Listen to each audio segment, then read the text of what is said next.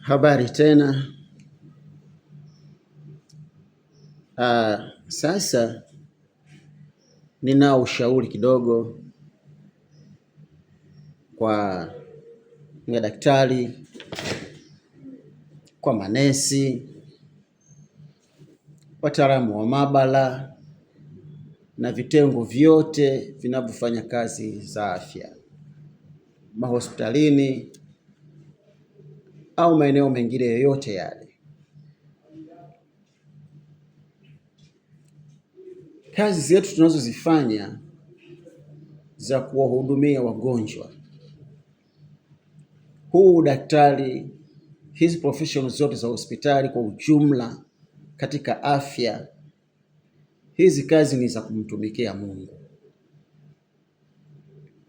Na kwa sababu hizi kazi ni za kumtumikia Mungu, hatuna budi kuzifanya kwa uweledi usiokuwa kawaida na kwa kumuogopa Mungu aliyoianzisha hii kazi. Mungu alimleta Yesu Kristo duniani. Yesu Kristo akaja, akazaliwa, akakua, akahubiri Injili, baadaye akafa, akazikwa, akafufuka, kisha akapaa mbinguni. Na amesema atarudi tena, atarudi. Na ninauhakishia atarudi. Sio muda mrefu. Hata kama hakusema muda gani, lakini si muda mrefu atarudi.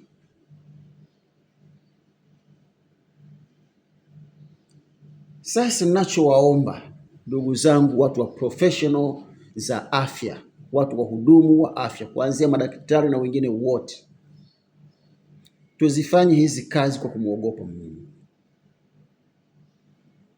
Tuzifanye hizi kazi kwa weledi.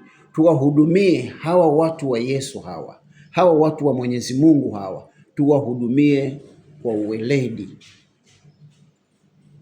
Tuwahudumie kama hizi kazi zilitakiwa zifanywe na Yesu mwenyewe, sio sisi. Yesu alipokuwepo duniani aliponya magonjwa. Nafikiri inaeleweka. Aliponya magonjwa, alifanya miujiza ya kila namna. Nadhani hili linaeleweka. Kwa hiyo kazi hii ya uponyaji ni kazi ya Mungu mwenyewe. Mungu alianza kufanya kazi ya uponyaji toka nyakati za Adamu na Hawa wakiwa wawili tu, mpaka leo anaendelea kuponya. Kwa hiyo angeweza yeye mwenyewe kufanya hii kazi ya uponyaji, lakini sisi alitupa ufahamu, alitupa akili, ametupa maarifa ya uponyaji kwa ajili ya kumsaidia Yesu Kristo. Ndio daktari mkuu Yesu Kristo. Yeye ndio maprofesa wa afya. Kwa hiyo tumewekwa ili kumsaidia Yesu Kristo. Kwa hiyo ombi langu, tuzifanye hizi kazi kwa weledi na kwa kujua kwamba tumewekwa na Yesu Kristo kwa ajili ya kufanya hizi kazi. Kwa hiyo mimi ninawashauri, tunapojaribu kumtibu mgonjwa, tukiangalia sayansi zetu zote tulizozisoma, tukiangalia elimu yote tuliyoisoma, lakini tumsikilize pia Roho Mtakatifu juu ya huyo mgonjwa. Kuna kitu ambacho Roho Mtakatifu atakuambia wakati unamtibu huyo mgonjwa. Tatizo letu, hatumsikilizi Roho Mtakatifu wakati unamtibu huyo mgonjwa.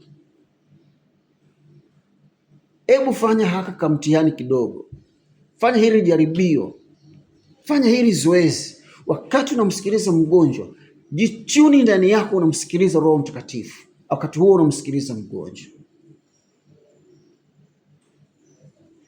Bila shaka kuna msaada utaupata kwa Roho Mtakatifu kwa ajili ya kumsaidia huyu mgonjwa.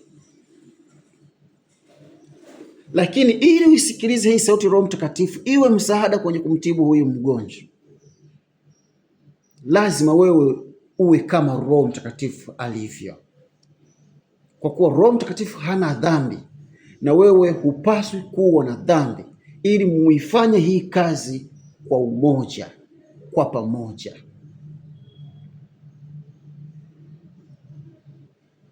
Kwa hiyo ukijiona wewe ni mwenye dhambi,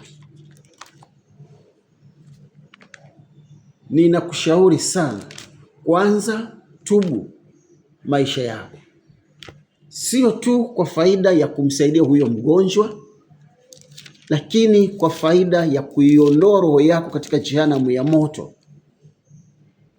kuiondoa roho yako katika hatari ya kupotezwa milele na milele jehanamu ya moto. Maandiko yanasema sura ya 28 kitabu cha Misali 28 mstari wa 13, ninasoma, inasema hivi: afichaye dhambi zake hatafanikiwa, bali yeye aziungamaye na kuziacha atapata rehema. Kwa hiyo usifiche dhambi zako, ungama.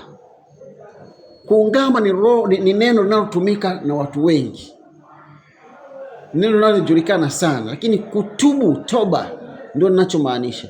Tubu mbele za Mungu, mwambie Mungu nisamehe, mwambie Mungu ni rehemu.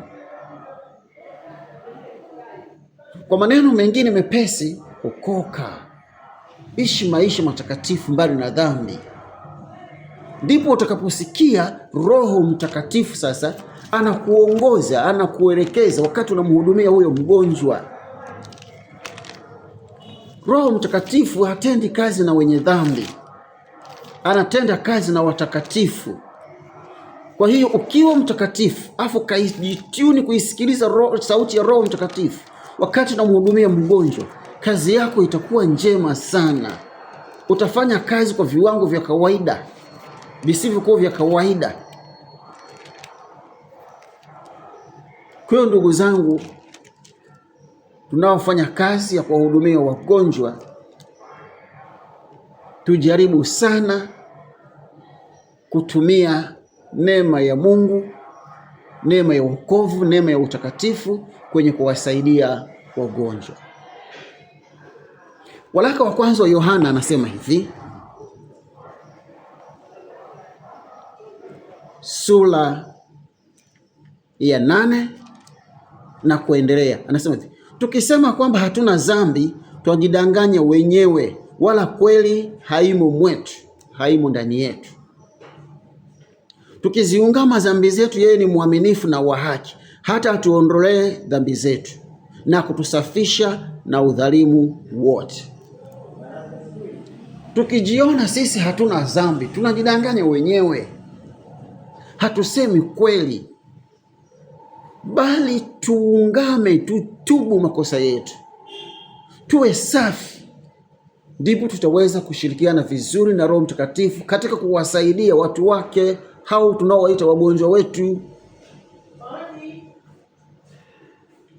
Basi mimi nitakuongoza sala ya toba ili uwe safi, ili baada ya hapo uanze kutenda kazi ya Mungu katika ukamilifu na kwa kumsikiliza Roho Mtakatifu. Sema: e Mungu Baba, ninakushukuru kwa neno hili fupi. Unisamehe dhambi zangu zote, maana nimewahudumia wagonjwa nikiwa mchafu mwenye dhambi.